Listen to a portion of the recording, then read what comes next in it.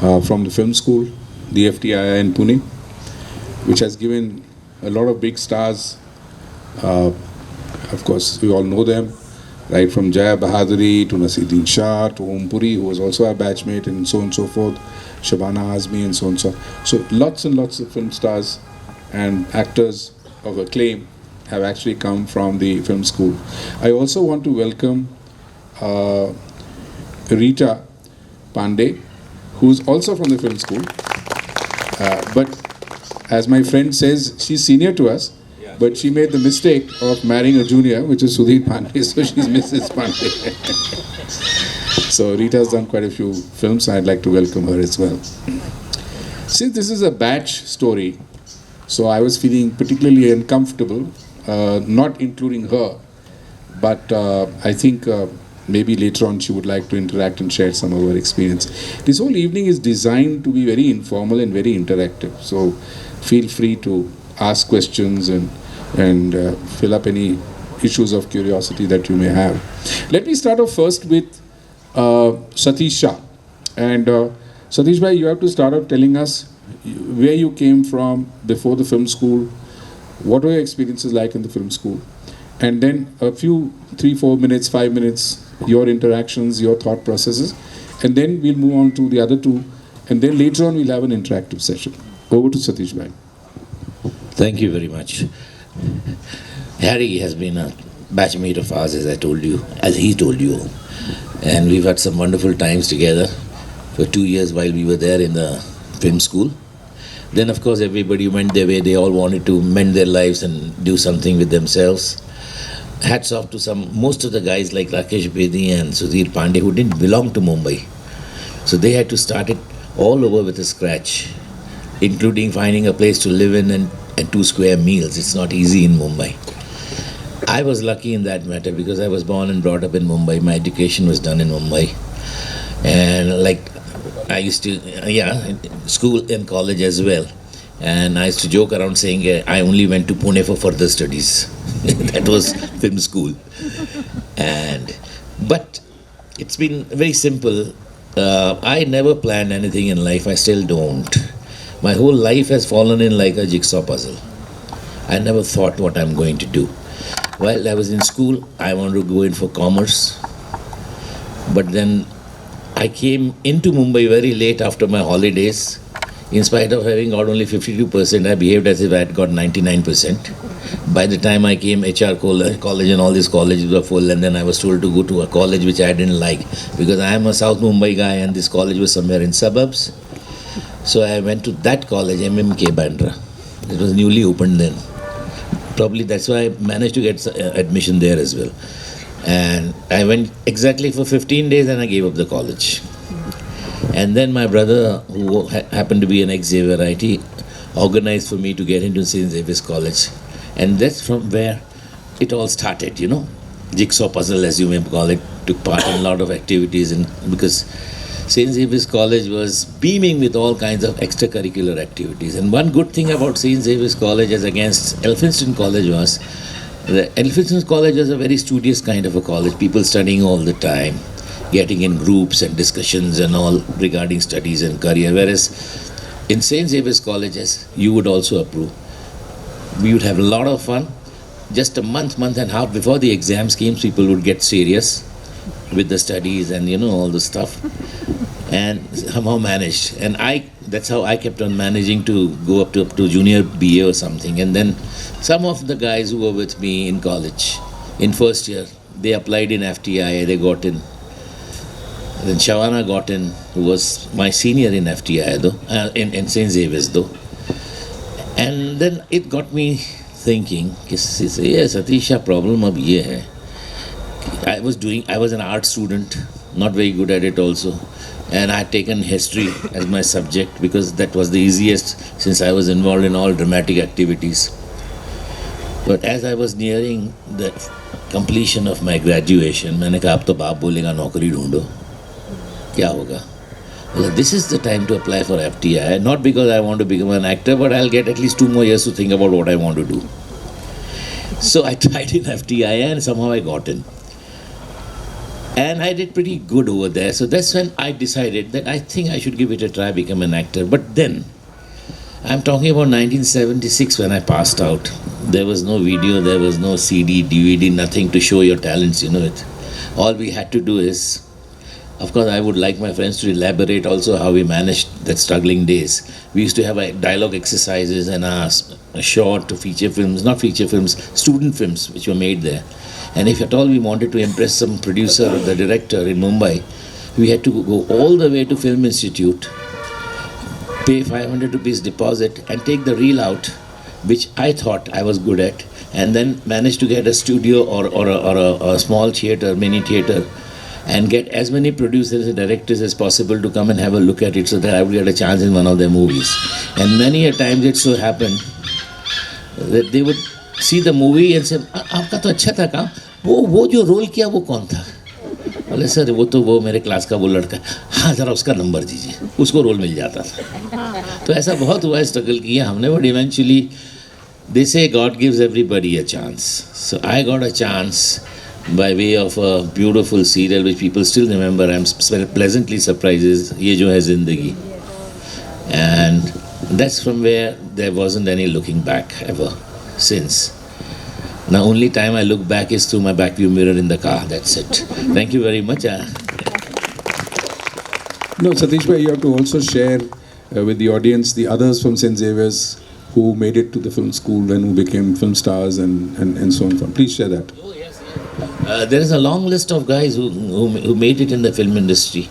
Let me start with somebody who all were there even much before I joined St. Xavier's College. One was Mahendra Kapoor, Vijay Anand, Ismail Shroff. Then we had Vinod Mehra, Farooq Sheikh, Shabana Azmi. Of course, Anil Kapoor and Mazhar and all these guys were my juniors. So was Pankaj Udas. My classmate in St. Xavier's College was Alka Natkani, who later turned out to be Anuradha Paudwal.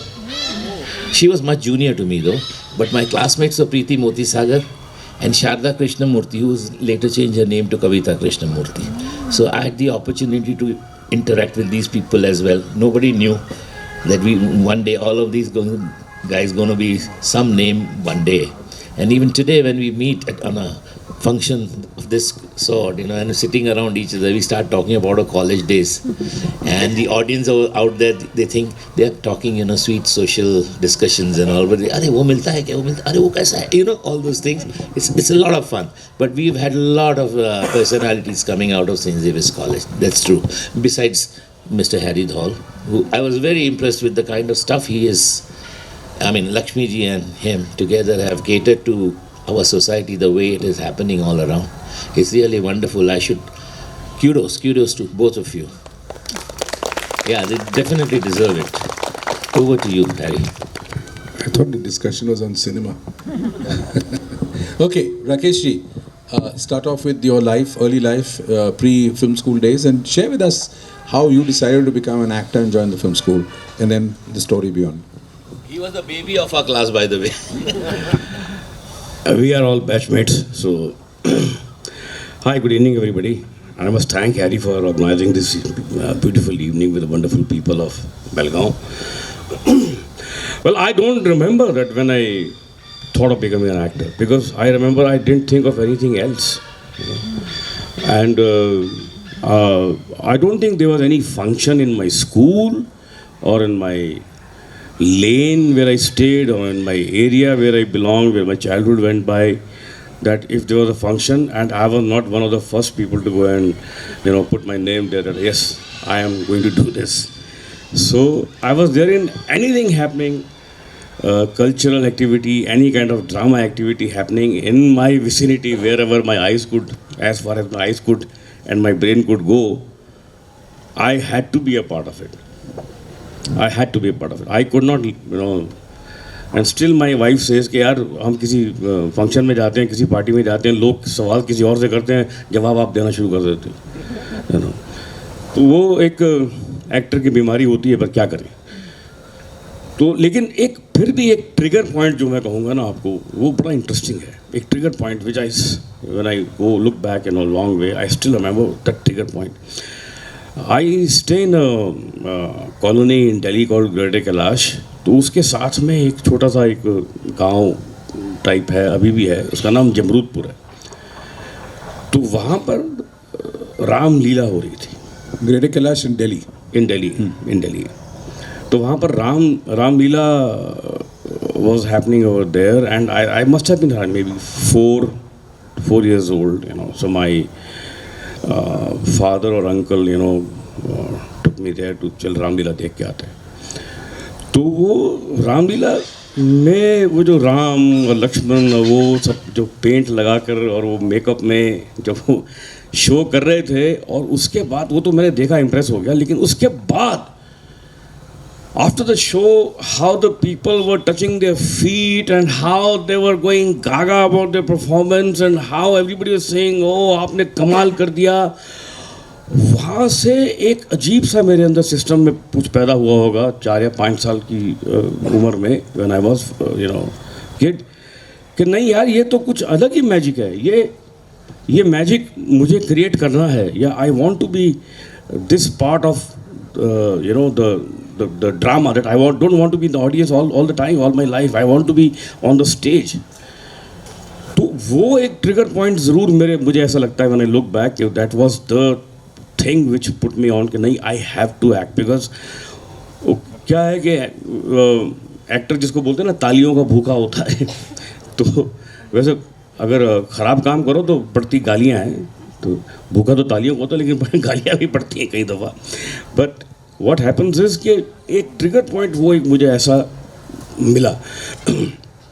And after that it went on and on, you know, also I reached, my father was an aeronautical engineer and engineering manager of Indian Airlines, the erstwhile Indian Airlines. He had a name for himself in his own line. So he told me कि तुम कुछ करो engineering में. तो आई thought I will become a mining engineer. कि मेरे father हवा में इंजीनियर हैं, तो मैं ज़मीन के नीचे जा घुसता हूँ, you know, coal mining engineer मैं बनूंगा. It was to prove a point to your father. Well, let the Bedi family capture the entire universe. Father in the air and son in the, you know. तो मैं mining engineer का मैंने जितना पढ़ सकता था उतना पढ़ा. और मुझे अभी भी याद है उसका एंट्रेंस एग्ज़ाम था IIT दिल्ली में. You know, IIT Delhi most coveted institution in the country. उस समय हम IIT मतलब गेट पे खड़े होकर उसको देखना ही इतनी बहुत बड़ी बात थी कि इसके अंदर मैं जा रहा हूँ एग्ज़ाम देने के लिए. तो मैं एग्ज़ाम देने के लिए गया to become an mining engineer. और मुझे अभी भी याद है जो क्वेश्चन पेपर आया सुबह 9 बजे, उसमें 13 पार्ट थे, 13 parts, and all ABC after that. तो जब मैं पढ़ा तो मुझे सिर्फ 7th का A आता था. 7th का A आता था मुझे. तो मैंने वो 7th का A अटेम्प्ट किया और 9 बजे शुरू हुआ था पेपर, और 9:03 पे मैंने उसको दे दिया. जो वो था, बोले what happened, we just started. मैंने कहा बट आई हैव फिनिश्ड. तो व्हाई? मैंने कहा क्योंकि मैं गलत जगह पे आ गया हूँ. तो बोले अब कहाँ जा रहे हो? मैंने कहा ड्रामा की रिहर्सल में. I belong there. मैं गलत जगह पे आ गया. I told my dad, I said yeah don't push me into all this, I can't handle this, I will never do it. But my dad was a very very liberal man. He said नहीं, you follow your dreams, don't worry about that, but before you go you must do theatre, because theatre is something which, you know, keeps you alive, it teaches you a lot. So I did a lot of theatre. Then I joined FTII, and then in FTII also there was a big awakening for me, because when I was doing theatre I thought I had learned a lot, but when I went to my first or second class with all my classmates, Harry and all that, you know, Satish, Sudhir. We had a great teacher, Roshan Taneja. You know, I still bow to him every day, almost every day. I pay my respect to him every day. Whenever I'm doing something, not that I'm stand still, or I think, even if it crosses my mind once in a day, I think I've paid my respect to him. You know, because whenever I do something, you know, कोई ऐसा एक बात याद नहीं, sir ने ये कहा था, you know, सर ने ऐसा कुछ बोला था. तो वो एक सिस्टम में मेरे बना हुआ है. मैं इसलिए बात बोल रहा हूँ because when I went to the FTII, In the first few lessons, I realized that I have to unlearn what I have learned. I have to start afresh, all of us, you know. And he was a great teacher, and thank you. ये बजा लीजिए, तालियां बजा लीजिए, दिल से बजाइए. तो Rakesh ji, don't you think it's odd कि तालियां बज रही हैं अनलर्निंग? तालियां अनलर्निंग पे तालियां बजी हैं, लर्निंग पे नहीं. अनलर्निंग पे एक्चुअली ये फैक्ट है. Unlearning is one of the biggest learning in the world. हम लोग अनलर्निंग जिंदगी में करते नहीं है. कितनी बार हम एक ही चीज़ जिंदगी भर करते रहते हैं, ये भूल जाते हैं कि इसको अनलर्न करेंगे तब शायद कुछ नया लर्न करने की जगह बनेगी हमारी लाइफ में. तो unlearning is not a small thing. जिंदगी में कई दफ़ा बहुत चीज़ों की अनलर्निंग करनी पड़ती है आपको. It's almost like giving up some space in your system and creating more space for something else. Well, after that, life was, I'll say, a roller coaster for me, because when you go, since my dad was, he supported me in my education in FTI, which was not very expensive. दो साल की fees 3,000 रुपये थी. 2 साल की fees 3,000 रुपये की थी, और प्लस जो मंथली हमारा मेस का खाना. हाँ, मेस का पूछने वाला था. मेस का कितना था? और my dad use to send me 300 rupees per month, जिसमें मेरा खाना भी था, हॉस्टल भी था, कपड़े की धुलाई भी थी, वो सब था. You know, and you can imagine, आज हम ऐसा सोच भी नहीं सकते. चाय कितने की थी? 15 पैसे की चाय थी, 35 पैसे की स्पेशल चाय थी, जो हम कभी कभी पीते थे. That's because we had subsidized canteens. So we used to get 2 fried eggs and 2 toasts with butter. Of course, it was margarine, not butter. But still, we were happy. 2 fried eggs and 2 huge slices of toast with margarine on it. Those were the days. And chai 15 paisa. And he just kind of enlightened me yesterday that ज़रा ज़्यादा पैसे तो 30 पैसे की special चाय भी मिलती थी. That I wasn't aware of. I never drank that tea there. तो वो 35 पैसे की चाय हम ट्राई करते थे कोई और पिला दे. कोई पी रहा हो तो के साथ जाके बैठ जाओ, तू पिएगा? हाँ, तो ऐसा तो पिला दे. तो ऐसा एक वो सिस्टम था. बाकी since I was a Delhiite living in Bombay, no space to start with. Hold on. We have to finish. I'll come to that. The struggling days. अभी तो फिल्म इंस्टीट्यूट तक पहुँचे. सुधीर. अभी तो आप इब्तिदा से लेके फिल्म इंस्टीट्यूट तक पहुँचे. तो मैं भी फिर वहीं पहुँचूँ. नमस्कार सभी मेहमानों को. Excuse me one second. First of all, let me also say he happens to be the son of a very, very famous man who always gave news in All India Radio, Shri Devkinandan Pandey ji. I'm sure most of you must have heard of him. We all were his fans. The way he spoke, the way he pronounced things, the way his punctuations, and of course the grainy voice that he had, which he has also inherited it. Zara kar do impress Pandey. नहीं, अब सतीश ने ये introduction दे ही दिया. मैं कहने वाला यही था कि मेरे लिए मेरा जो घर था वही एक वो इंस्टीट्यूशन ही था एक तरह से, क्योंकि मेरे फादर इतने रिनाउंड ब्रॉडकास्टर थे और बहुत भाषा के मामले में, प्रोनंसिएशन, उच्चारण, हर चीज़ के मामले में वो इतना परफेक्ट थे कि जब भी कोई बात हमारे मुंह से गलत निकलती थी या कोई शब्द हम गलत बोल देते थे, ऐसा लगता था तो ये मुंह से गलत शब्द निकल गया और पता भी नहीं होता था कि कौन से शब्द का क्या उर्दू में क्या कहाँ नुक्ता लगा है, कहाँ किस तरह से बोलना है, क्या करना है. कई चीज़ों का होता है तो जो हम बच्चे बोलते हैं, हम भी बोलते रहते, लेकिन हमारे फादर जो हैं वो टोक दिया करते थे. वो कहते थे ये क्या बेहुदेपन की ज़बान है, क्या बोलता है यार, है किसके क्या कहाँ, थोड़ा सा समझ दिमाग लगाया कर यार, ये कैसे.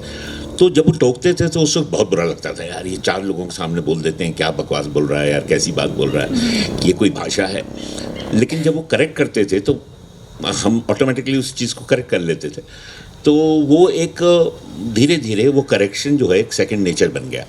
और फिर जैसे जैसे आगे बढ़े, स्कूल में जाते थे, रेसिटेशन कंपटीशन होता था या और वहाँ पे कोई छोटी स्किट्स होती थी, तो जब हम बोलते थे तो बड़ा एप्रिसिएशन होता, लोग कहते थे यार बड़ी अच्छी, बड़ी साफ ज़बान है और बहुत अच्छा बोलता है ये लड़का।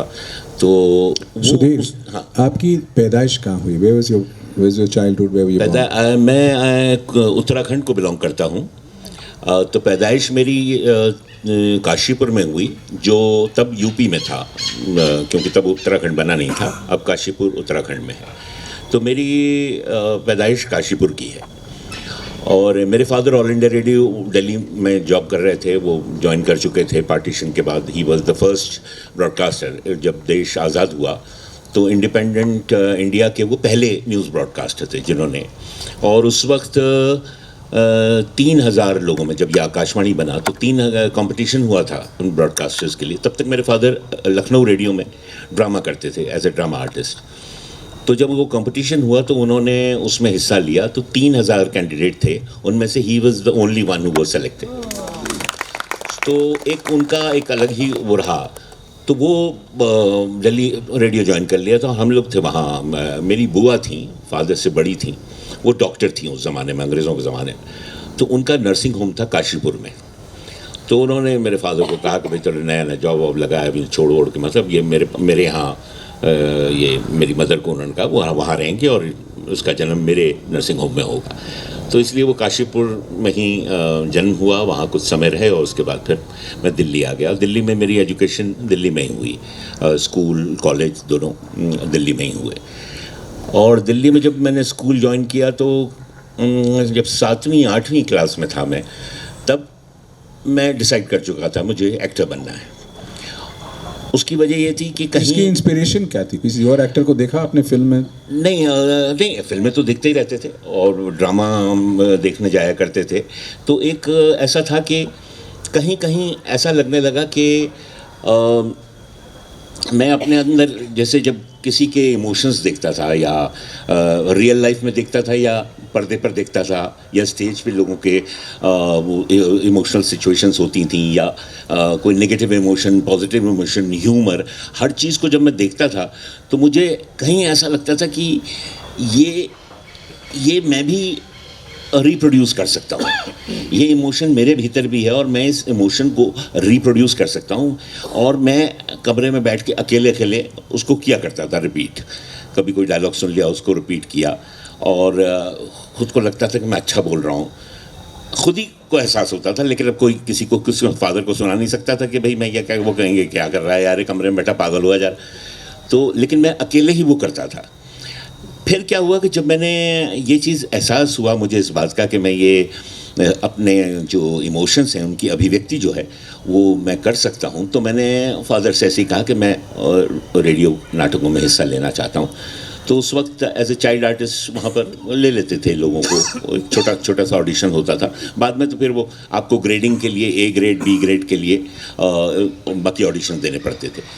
तो वहाँ पर क्योंकि मेरे अंकल जो थे, मेरे फादर से छोटे जो थे, वो भी ऑल इंडिया रेडियो में ही थे और वो ट्रांसलेटर थे और ड्रामेटिस्ट भी थे और ड्रामा लिखते भी थे।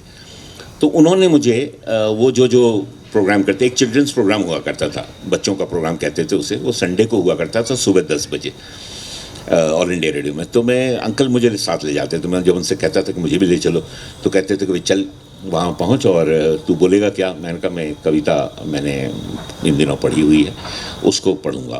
तो कहने लगे क्या कविता है? मैंने कहने लगे मुझे आज भी याद है, वो महाराणा प्रताप की कविता थी, वो चढ़ चेतक पर तलवार उठा करता था भूतल पानी को, महाराणा प्रताप सर काट काट करता था सफल जवानी को। तो ये वो कविता थी इस तरह की। अब या रानी झांसी की रानी की कविताएं थी, वो अपना बुंदेले हर बोलों के मुँह हमने सुनी कहानी थी, खूब लड़ी मर्दानी ये तो झांसी वाली रानी थी। तो इस तरह की ये चीज़ें मैं याद करता रहता था बैठ के। तो मैं अपने अंकल से कहता था मुझे भी ले चलो प्रोग्राम में, तो थोड़ा सा मैं भी कुछ, तो क्या करेगा, मैं कहा ये कविता सुना दूंगा। ठीक है, वो ले जाते थे, वो माइक्रोफोन था और लाइव होता था वो प्रोग्राम, उसमें रिकॉर्डिंग का कुछ मतलब ही नहीं, माइक्रोफोन के सामने बिठा देते थे। कहते थे भाई आज हमारे साथ बीच में एक ये सुधीर आया हुआ है, ये मेरा वैसे तो मेरा भतीजा लगता है लेकिन इसको बड़ा इंटरेस्ट है ड्रामे में, और ये सब करके तो उनके साथ एक दीदी और भैया और दीदी का एक प्रोग्राम होता था। उसमें एक मधुमालती थी, बहुत अच्छी रिनाउंड आर्टिस्ट थी, हाँ, तो वो दीदी बनती थी। और वो तो फिर मैंने कविताएं सुनानी वहाँ शुरू की। और आपकी उम्र कितनी थी इस टाइम पे? उस वक्त रही होगी समझो 12-13 साल। तो उधर से इंस्टीट्यूट कैसे पहुंच गया? नहीं, वहाँ से क्या हुआ कि ये एक जब मैं रेडियो नाटकों में काम करने लगा तो मुझे बड़ी सराहना मिली है मेरे काम की। जब भी मैं कोई प्ले करता था तो सब कहते थे यार बहुत बढ़िया इसने परफॉर्मेंस किया है। धीरे धीरे बड़े बड़े रोल मिलने लगे। पहले कोई छोटा कैरेक्टर मिल गया, फिर धीरे से फिर अच्छे अच्छे कैरेक्टर्स मिलने लगे, और मैं भी 9वीं 10वीं कक्षा तक पहुंचा। तो तब तक क्या था कि अच्छे मैच्योर्ड कैरेक्टर भी मिलने शुरू हो गए। तो वहाँ पर एक हमारे जो ड्रामा प्रोड्यूसर थे, कुमुद नागर उनका नाम था, वो एक मशहूर राइटर हैं अमृतलाल नागर, उनके वो बेटे थे, और वो नेशनल स्कूल्स ऑफ ड्रामा के पहले बैच के थे। तो कहीं नेशनल स्कूल मतलब, क्योंकि थिएटर में लाइवलीहुड थी नहीं, हिंदी थिएटर लोग कर तो लेते थे, पुराने एनएसडी के बड़े सीनियर एक्टर्स जो वहाँ से ग्रेजुएट होकर निकलते थे एनएसडी से, लेकिन जॉब कुछ मिलता नहीं था। कोई कहीं अनाउंसर बन जाता था, कोई ड्रामा प्रोड्यूसर बन जाता था किसी उसमें रेडियो स्टेशंस में, और कोई काम मिलता नहीं था। लेकिन फिर भी लोग जो थिएटर के लवर्स थे वो एनएसडी ज्वाइन करते थे। तब तक फिल्म इंस्टीट्यूट का इतना कोई नाम हुआ नहीं था। तो अब मैं धीरे धीरे मेरा भी हुआ कि मैंने कहा कि चलो अभी रेडियो नाटक, तो हमारे कुमुद नागर जी जो थे वो मुझे बहुत लाइक करते थे, तो मुझे अच्छे अच्छे कैरेक्टर्स देते थे। उससे क्या हुआ कि मेरा हौसला बढ़ता गया, तारीफ मिलती गई। जब भी मैं ऑल इंडिया रेडियो में जाता था तो जो जितने सीनियर एक्टर्स जो उस टाइम के थे, जो मेरे फादर के ऑलमोस्ट कलीग जैसे थे, वो मेरे फादर से कहते थे यार ये तो आपका बेटा तो बहुत अच्छा वो कर रहा है, और ये तो उसने तो बताया कि वो एक्टर बनना चाहता है। तो उससे पहले हमारे स्कूल की क्लास में भी एक होता था कि भाई पूछते थे कि कौन क्या बनना चाहता है, तो कोई कहता था इंजीनियर बनना चाहता है, कोई कुछ कहता है। तो जब मुझसे पूछा तो मैंने कहा मैं एक्टर बनना चाहता हूँ। तो क्लास में बड़ा ठहाका सा भी लगा कि भाई क्या बोल रहा है ये, लेकिन उन सबको कहीं ना कहीं था कि मैं अपने काम के मामले में सिंसियर हूँ। फिर पहुँचा मैं 11वीं 10वीं 11वीं तक। तब तक ये जो कुमुद नागर जी थे हमारे ड्रामा प्रोड्यूसर, इनके साथ मिलकर हमने एक थिएटर ग्रुप बनाया। और थिएटर ये कहाँ, दिल्ली में था? दिल्ली में। क्या नाम था? दीप कला के नाम से एक थिएटर ग्रुप बनाया, और हम लोग थिएटर करने लगे। अब उस ज़माने में क्या होता था कि किसी से 50 रुपये लिए, किसी से 100 रुपये लिए, किसी से, क्योंकि थिएटर में कोई इंटरेस्टेड ही नहीं था, टिकट बिकते नहीं थे, थिएटर में कोई आता नहीं था, बुलाना पड़ता था, ब्रोशर छपते थे। आज भी वही हाल है। हाँ, बॉम्बे में थोड़ा सा ये है कि पृथ्वी थिएटर हमारा जब से बना है, एक्सपेरिमेंटल प्लेज को बहुत बढ़ावा मिला है। हम लोगों ने खुद वहाँ पर पृथ्वी थिएटर में, एक्सक्यूज माई इंटरप्शन, पर this has work like a blessing in disguise, you know, क्योंकि जो अच्छे अच्छे एक्टर्स थे दिल्ली के, जिनको वहाँ पर काम मिला नहीं, वो सब बम्बई आ गए। उनमें से कुछ ऐसे जैसे नसीरुद्दीन शाह, ओमपुरी वगैरह, तो बम्बई वालों को और हमारी इंडस्ट्री को बहुत फ़ायदा हो गया उससे, क्योंकि वहाँ उनको काम मिलना नहीं। वो यही सोच के यहाँ है कि यहाँ पर गुजारा हो जाएगा, कुछ नहीं तो विलन के हैंचमैन का रोल वगैरह कर लेंगे, रोजी रोटी निकल आएगी। यानी इतनी गुर्बत थी वहाँ के थिएटर में। आगे बढ़िए, सॉरी। तो वहाँ पर तब तक क्या है कि थिएटर सर्कल में हम थोड़ा सा ये हो गया था, पहचान बन गई थी, लोग आते थे, जितने भी आए 50 लोग आते थे, 100 लोग आते थे, ब्रोशर छपता था, 15-20 हज़ार रुपये कलेक्ट होते थे, उसी में नाटक हो जाता था, उसी में थिएटर रेंट हो जाता, और जैसे तो और बड़ी खुशी होती थी यार, बड़ा कामयाब हो गया प्ले, बड़े खुश होते थे। और पेपर में कहीं कटिंग भी आ जाती थी। और वो दो, मुझे याद है अभी तक, नवभारत टाइम्स में एक पेपर था, शरद जोशी का एक प्ले हमने किया था, तो उसमें मेरे नाम के लिए मतलब मुझे उन्होंने एक स्पेशल मेंशन दिया होता उसमें पेपर में, रिव्यूज़ में। तो वो मैं बड़ा खुश हुआ। मैंने कहा यार, वो मैंने सबसे पहले फादर को सुबह दिखाया। मैंने कहा यार ज़रा देखिए, मैं कल वाला शो था उसमें ये आया है। हाँ ठीक है यार, अच्छा किया होगा तुमने, ठीक है। वो एनकरेज नहीं करते थे, उनको लगता था यार एक ही लड़का है या मेरा एक ही बेटा है, ये बम्बई चला गया, एक्टिंग का भूत उसको सवार है। अब होता क्या था कि उन्होंने अपने दौर में, जबकि मेरे फादर खुद बहुत अच्छे एक्टर थे, उन्होंने अपने दौर में उनके जो बहुत से कलीग्स थे जो नेचुरली उस ज़माने में सबकी इच्छा होती थी, जो अच्छा एक्टर होता था कि भाई सिनेमा में जाएं, और सिनेमा में जाना है तो मतलब बॉम्बे आना है, कहीं और इंडस्ट्री है ही नहीं, हिंदी इंडस्ट्री बॉम्बे में। तो अब कितने लोग होते थे जो उनके साथ के थे, रेडियो की नौकरी छोड़ के बॉम्बे आ गए, 3-4 साल 5 साल 10 साल यहाँ जो सो कॉल्ड बम्बई, ये लैंग्वेज मैंने, ये शब्द मैंने बॉम्बे में ही सुना, स्ट्रगल। उससे पहले हमें मालूम नहीं था, ज़िंदगी तो अभी भी स्ट्रगल ही है, हर लम्हा स्ट्रगल है। लेकिन वो कि क्या कर रहे हो जी, स्ट्रगल करने गए हुए हैं रेडियो की नौकरी छोड़ के, हाँ छोड़ के तो वो भटकते रहते थे इधर से उधर, फिर आ गए भाई दिल्ली, वापस आए। कुछ लोगों की अगर एज लिमिट रहती थी तो उनको जॉब मिल जाता था, तो वापस ऑल इंडिया रेडियो में या कहीं। सुधीर, हाँ, इंस्टीट्यूट कैसे पहुंचे भैया? गाड़ी वहां तक तो लाओ। कहानी वो देखो, तो मैं यहाँ पे बता रहा था कि जब ये थिएटर वगैरह में थोड़ा सा हो गया, पूरा हौसला हो गया, मन बना लिया कि अब तो एक्टिंग को ही कैरियर बनाना है, तो 2 ऑप्शन थे। एक था नेशनल स्कूल्स ऑफ ड्रामा, एक था फिल्म इंस्टीट्यूट। और तब तक फिल्म इंस्टीट्यूट का नाम हो चुका था और वहाँ के पास आउट एक्टर्स जो थे वो रिकग्नाइज हो गए थे। मसलन कौन?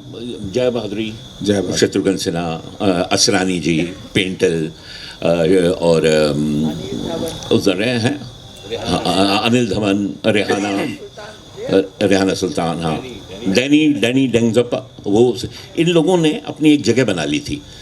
तो हमें लगा कि यार ये जगह बिल्कुल सही है, क्योंकि एक इंस्टीट्यूट को मान्यता मिल गई थी। वरना होता क्या था कि आप फिल्म इंडस्ट्री में जा रहे हैं, क्या कर रहे हैं, कैसे बताएं आप, क्योंकि होता क्या, प्रोड्यूसर कहता था आप तस्वीर छोड़ जाइए, अब तस्वीर छोड़ जाइए, उसके पीछे नाम लिख दीजिए और वो टेलीफोन नंबर लिख दीजिए, जहाँ पर रहते हैं वहाँ फ़ोन है ना, कॉन्टैक्ट नंबर चाहिए, कभी बुला सकते हैं हम लोग।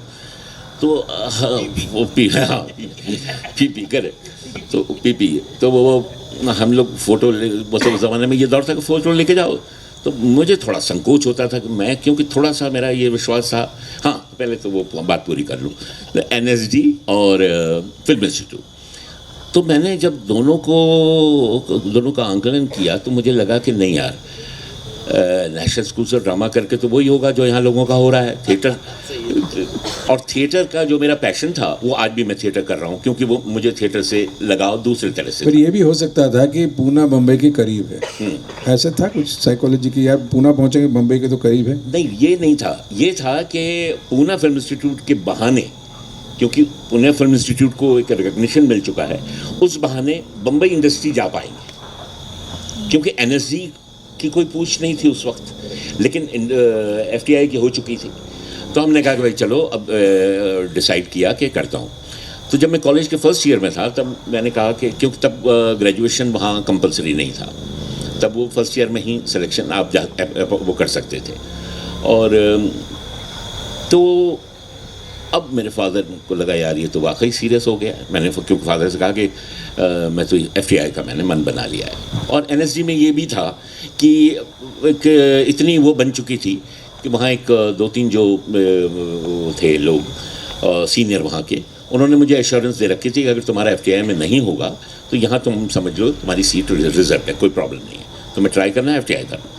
तो मैंने कहा नहीं, वो सिनेमा कैरियर तो वहीं बनाना है, तो FTI ठीक है।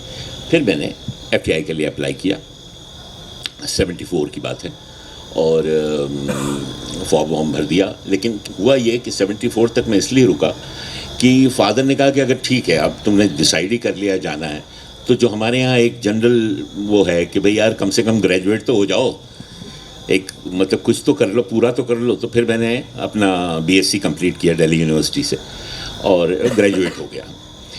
लेकिन ग्रेजुएट होने के बाद मैंने कहा अब जब ग्रेजुएट हो ही गया हूँ, तो ग्रेजुएट होने के बाद मैंने 73 में मैं ग्रेजुएट हुआ। 73 से 74 मैं दिल्ली में फ्रीलांसिंग करता था, थिएटर करता था, रेडियो टेलीविज़न तब आया नहीं था, और रेडियो प्लेस करता था और थिएटर करता था। FTI में मैंने अप्लाई कर दिया, वहाँ हमारा राकेश भी उसी सेंटर में उस साल ही हमारे साथ था।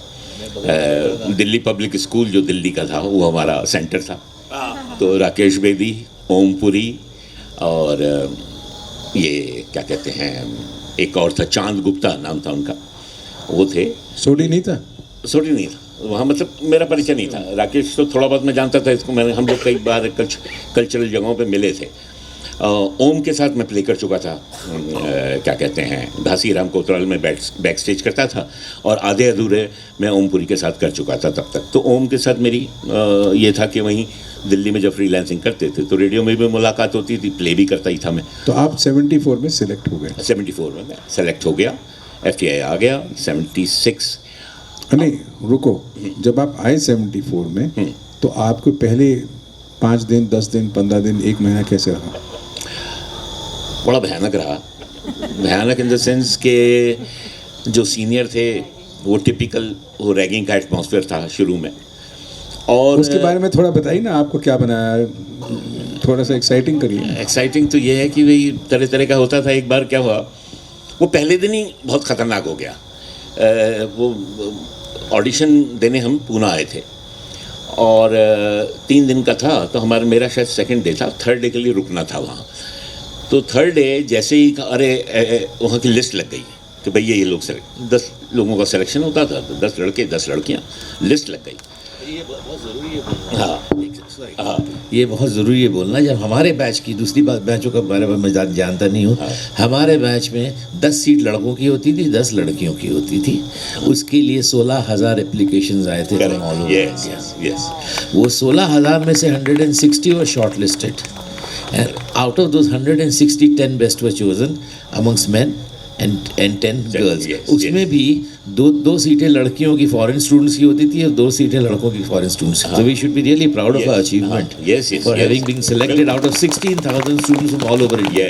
Yes, बिल्कुल। और मुझे अच्छी तरह याद है पांडे, तुम और मैं बगल में बैठे हुए थे ऑडिशन में। This man refused to look at me and even give a smile. He was so tense. तो वहाँ पर जब लिस्ट लगी, तीसरे दिन जब ऑडिशन ख़त्म हो गए, वहाँ लिस्ट लगी, तो हमारे साथ एक और हमारा कलीग था, वो भी दिल्ली थिएटर का ही था। नहीं, ये बताओ कि रैगिंग कैसी हुई, ये तो बताओ। तो सही ना, पहले दिन का चलो, जहाँ से डर बैठा रैगिंग का, वो लिस्ट लग गई। लिस्ट में वो एक नरेश सूरी हमारा कलीग था, वो रिजेक्ट हो गया था। वो बेचारा मेरे साथ वहाँ पर रूम शेयर कर रहा था जब ऑडिशन के लिए आया था, और मैं उसको दिल्ली से जानता था, वो भी थिएटर दिल्ली में कर रहा था। तो उसने जब लिस्ट देखी तो वो आया और आते ही कहता है, यार तेरा सिलेक्शन हो गया, मेरा नहीं हुआ यार, तू सिलेक्ट हो गया। मैंने कहा यार ये तो बड़ा चक्कर हो गया। मैंने कहा ये तो बहुत ही भावुक हो गया। मैंने उसको गले वले लगाया, मैंने कहा यार अब कोई बात नहीं, कैसे तेरा तो हो गया यार, तू तो मेरा नहीं हुआ। मैंने कहा अरे कोई बात नहीं, ये या तो फिट नहीं, अब तो मैं वापस दिल्ली जाने वाला नहीं। तो मैंने क्या करेगा भाई, दिल्ली जाने नहीं, अब मैं यहाँ से मैं कहकर आ गया था कि अब मैं वापस नहीं आऊँगा। तो वो बड़ा मैं रिजल्ट की खुशी उसने सुना दी मुझे, लेकिन मैं उस मोमेंट मेरे लिए बड़ा वो भावुक हो गया। मैंने कहा यार एक तरह से मेरी सिलेक्शन की खुशी सुना रहा है, लेकिन अपना जो दर्द है उसमें लपेटा हुआ है। तो मैं थोड़ी देर परेशान था। मैंने कहा अब लिस्ट में अच्छा अंदर से ये हो रहा था, पढ़ के आ गया, गलत तो नहीं पढ़ लिया। जब तक मैं नहीं देखूंगा लिस्ट में मेरा नाम है कि नहीं तो कैसे होगा यार। तो अंदर वो भी हो रहा था कि यार जाओ जाके लिस्ट में देखो। तो मैंने उसको कहा अच्छा ठीक तो रुक अभी, और मैं बस आज रात निकल जाऊंगा करके वो ही left, he said all the best, चला गया।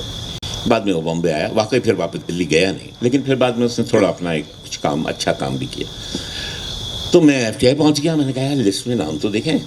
तो मैं ऐसे देख रहा था, सुधीर, हाँ मैंने यूँ किया अपने आप को, और उधर से जूनियर, ऊपर से हॉस्टल से सारे जो सीनियर थे चिल्लाने लगे, और वो सब नीचे अरे ये उसका हुआ पड़ा है। वो एक किसी ने बताया, वहाँ तक स्टाफ का ही आदमी था। मैं वहाँ से भागा, पहले कहा अभी भाग लो यार।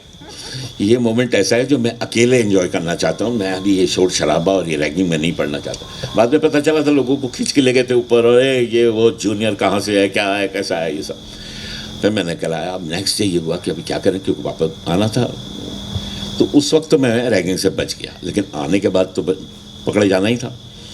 तो बस वही होता था कि वो कहते थे भाई क्या किया है तुमने, अभी तक कहाँ से आए हो, क्या है, जो हमारे सीनियर थे। और ये अच्छा, सबसे ज़्यादा रैगिंग किसने की आपकी? मेरी सबसे ज़्यादा तो एक शक्ति कपूर। शक्ति ने तो की, शक्ति कपूर, अनिल बर्मन, ये तो बहुत एक्सपर्ट थे, रैगिंग एक्सपर्ट, ये तो करते ही थे। लेकिन वो सुनील शर्मा एक कैमरामैन था, उसने मेरी बहुत की। बल्कि फिर झगड़ा भी हो गया, और फिर बाद में आया कहता क्या यार तुम तो बुरा मान जाते, रैगिंग तो होती है, हर जगह होती है। मैंने कहा रैगिंग होती है, बदतमीजी थोड़ी होती है यार, तुम किस लेवल पे जा रहे हो। Also, ragging was a way to come to know each other. yes. Your juniors. तो बाज़े वक्त वो ज़रा आउट ऑफ ट्रैक भी चली जाती थी, मगर ज़्यादातर it was to know each other better and then you become better friends even if they are seniors. और क्या था कि वो एक इनहिबिशन हटाने की भी वो है तरीका है जिससे ये होता है कि भाई खुल जाता है. तो आप इतने खुश थे कि 16,000 लोगों की एप्लीकेशन के बाद आप सिलेक्ट हो गए. हाँ जी. लेकिन रैगिंग के टाइम पे आप घबरा गया मैं थोड़ा सा, मैं क्योंकि उससे पहले हमने कभी रैगिंग देखी नहीं थी. एक दिल्ली में भी जब हम कॉलेज में थे, ये कह लीजिए हम खलीफा तो नहीं थे लेकिन इतने थे कि हमारे सामने कोई आता नहीं था रैगिंग करने के लिए. उस टाइम हमारा अपना भी एक रुतबा ऐसा था कि जबकि बगैर किसी की रैगिंग किए हुए हमारा रुतबा रहा है दिल्ली कॉलेज में, लेकिन हमने खुद नहीं झेला था. तो it was a totally new experience, ragging जिसे कहते हैं. हाँ Satish, on ragging I thought I was very smart. तो हमारा जो ऑफिशियल जो एंट्री थी इंस्टीट्यूट में after selection was I think 1 अगस्त या कुछ था. We were delayed by 1 month. तो मैंने कहा क्यों ना मैं 15 दिन पहले ही चले जाऊँ, ताकि क्या कि रैगिंग सब निपट जाएगा और बस जब तक मैं नया स्टाफ आएगा तब तक मैं रिलैक्सड होऊंगा because everybody will have node me. But वो मेरा कैलकुलेशन गलत हो गया.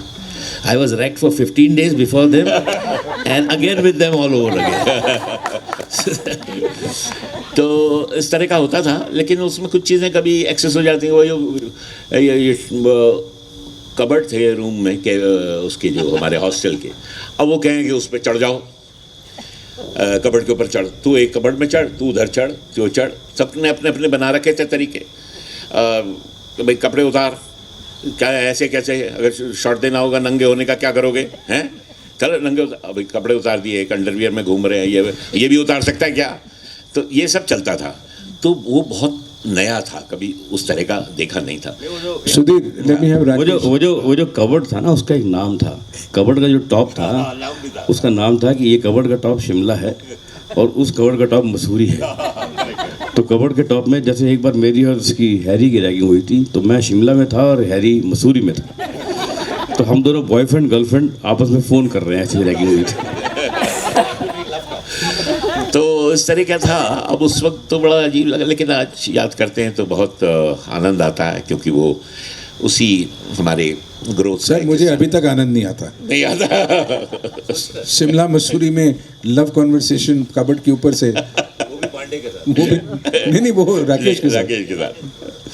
मुझे तो याद नहीं किसके साथ था, लेकिन हुआ. तो खैर anyway, it was part. So coming to the first day in class, उसके बारे में बताइए. फर्स्ट डे क्लास ये है, तो पहले जनरल पता था कि क्या इनका एक पैटर्न क्या है. हालांकि एक सिलेबस की एक फॉर्मेट को कहा करते थे कि भाई वो तरीका अपनाते हैं एक्टिंग सिखाने के लिए, ये मेथड एक्टिंग जिसको ये कहते थे. तो हालांकि बाद में क्या होता है, वो मेथड एक्टिंग जब आप ग्रो करते हैं तो आपको रियलाइज़ होता है कि आपको अल्टीमेटली एक अपना मेथड चुनना पड़ता है.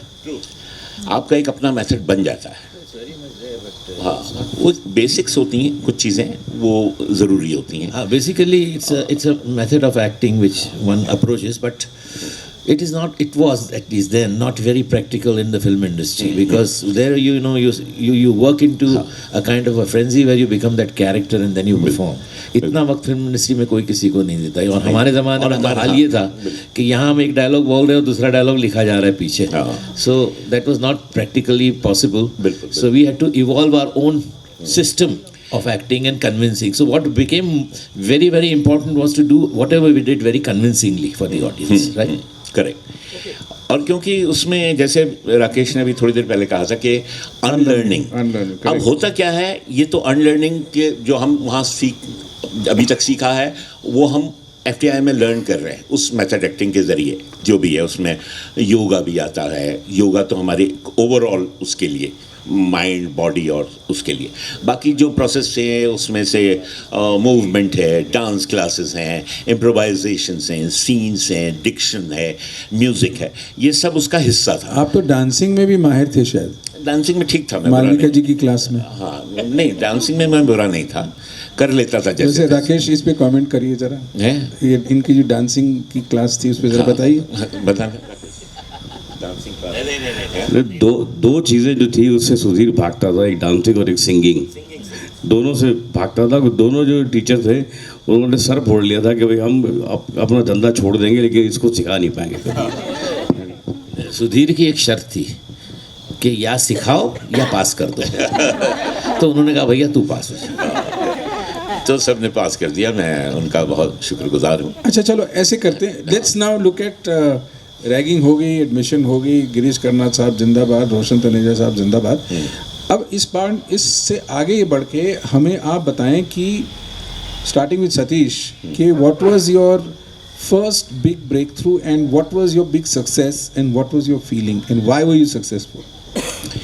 एक मिनट, इसमें एक वो जो पॉइंट था अनलर्निंग वाला, वो आप 2 साल की पूरी ट्रेनिंग के बाद एक पर्टिकुलर मेथड के थ्रू गुजरते हैं, और जब आप प्रैक्टिकल वर्ल्ड में आते हैं, मतलब फिल्म इंडस्ट्री जहाँ आपको काम करना है, तो वही चीज़ हो जाती है कि वहाँ जो सीखा है अब वो अनलर्न करो, क्योंकि यहाँ कोई मेथड काम नहीं आता। आपके हाथ में डायलॉग दिया गया है, उसी वक्त सामने बड़ा हीरो खड़ा है, जो भी खड़ा है, अगर आप अच्छी तरह से कॉन्फिडेंटली बोल गए, अरे यार लड़का कमाल का एक्टर है यार, क्या 1 टेक दिया है।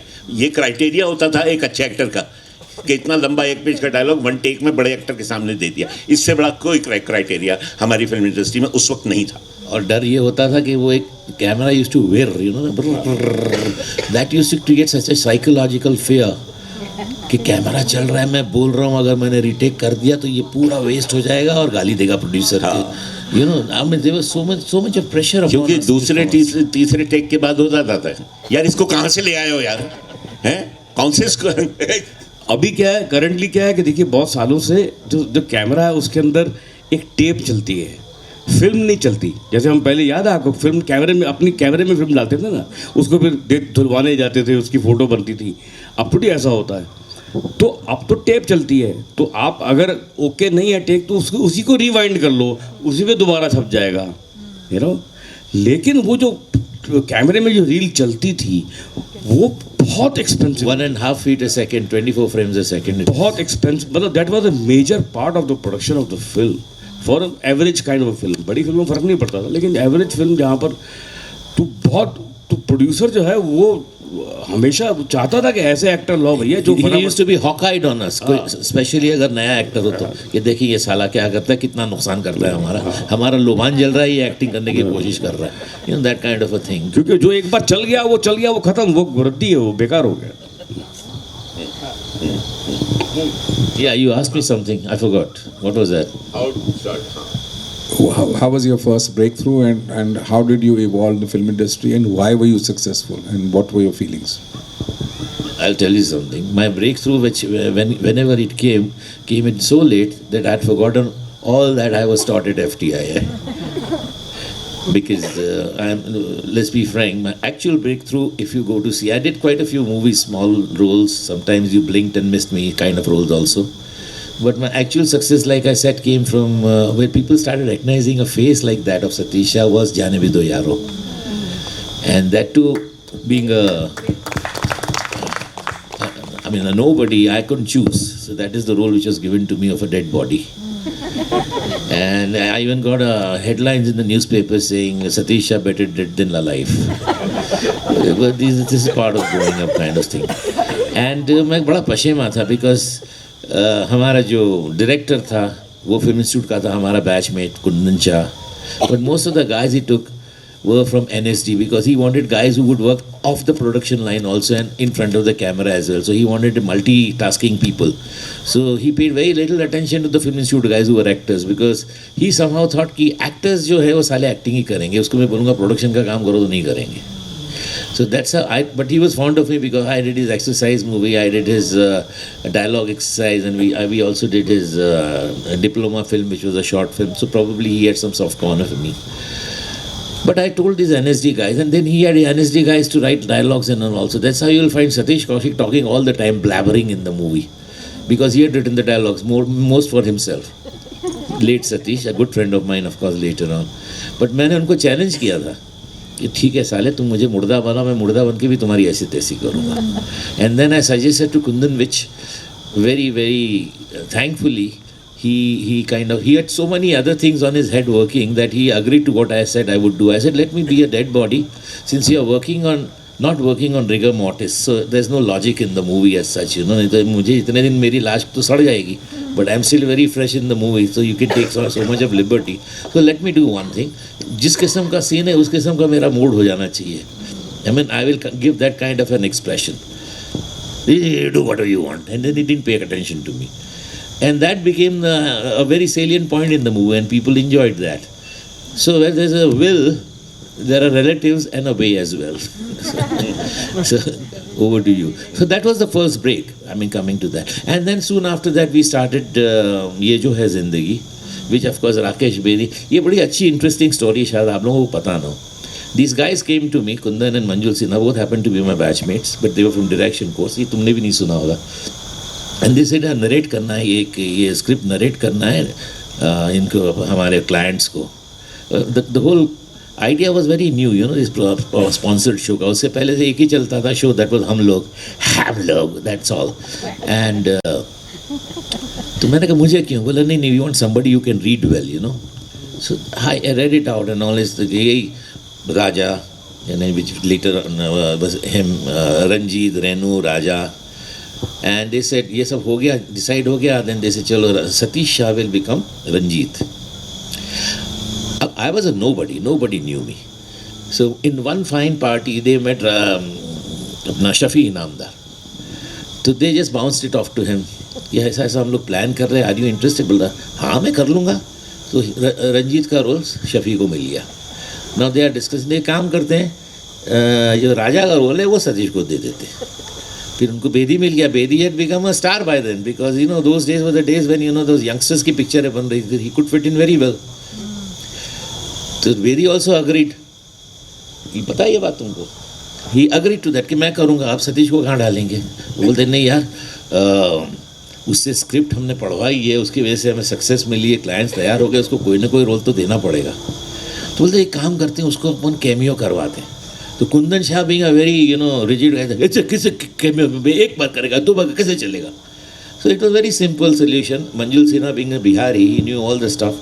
ही सेड एक काम करते हैं, will try him out, if it doesn't work will ease him out. And that's how I got in. So I lost Ranjit's role, then I lost Raja's role, eventually came in to do cameos. But that worked for me. That's how the cookie crumbles, you know. Go ahead, yeah. But that was the success, the story of success. Rakesh. For me, it was almost like campus placement. GP अगर आपने सुना हो नाम, Sholay wala. The father of Ramesh Sippy, the director of Sholay. GP Sippy was father of Ramesh Sippy and the producer of Sholay.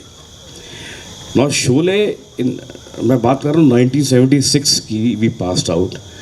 तो Sholay released in 75 and Sholay ran in India till 78, 79, 80. For 5 years it ran. Became the biggest hit of the country. So in 76 it was roaring at the top. Sholay was at the top, running all over India in every theatre, every show house full. And GP Sippy was the chief guest on the convocation of our batch. So I was doing two things in the convocation. One, I was comparing that entire show. And secondly, I was doing a part in a play which was called Love in Paris, War in Kutch, in which Satish was also there. I directed it. Yeah. So we were both doing that play. तो पता नहीं क्या cord strike हुआ सिप्पी साहब को. After the show convocation got ended, तो we were outside the main theatre जहाँ पर हमने परफॉर्म किया था. He called me, Rakesh come here. मैंने कहा yes sir. You did very well. You did very well. I am making a film with 2 heroes. You are one of them. Come and meet me in Bombay. मैंने कहा अरे बाप रे, ये क्या हो गया यार? GP Sippy after Sholay, his next film, I am the hero. My God. That film was called Ehsaas, and it's still there on Netflix or somewhere. It's there, and हालांकि it took 2 years to 2-3 years to make the film. There were some issues in that, but I'm just saying that it was a dream come true for me. The biggest producer of the country is signing me, giving me work on my convocation day after seeing my work. You know, what could be better than that for any actor? You know, it was really amazing. And now coming to Ye Jo Hai Zindagi, one thing which you don't know about I tell you today. That Kundan Shah is also my batchmate, like you said, the director of Ye Jo Hai Zindagi. He came to me with this role. That by that time I had done a lot of films, like Chashme Buddur was a big hit. Chashme Buddur. Ek Duje Ke Liye was a super duper hit. Ek Duje Ke Liye was as big a hit as Sholay at that time, and I had a major role in that. You know, and Chashme Buddur is still one of the most watched, loved films in the country. He was a star, I was dropped in, he was... So when Kundan Shah came to me कि ये TV के लिए करना है, मैंने कहा मैं TV नहीं करूँगा यार, मुझे नहीं करना TV. He said, are you mad? TV नहीं करेगा, मैं मुझे नहीं करना. I refused. And Kundan Shah and Manjul Sinha were off and on contacting me and trying to persuade me to do that role for 1 month. I took 1 month to decide whether to do Ye Jo Hai Zindagi or no. Because why? कि TV का कोई future नहीं है, TV में कुछ होता नहीं है, टीवी को कौन जानता है, टीवी कौन देखता है. Until one day I was sitting in a barber shop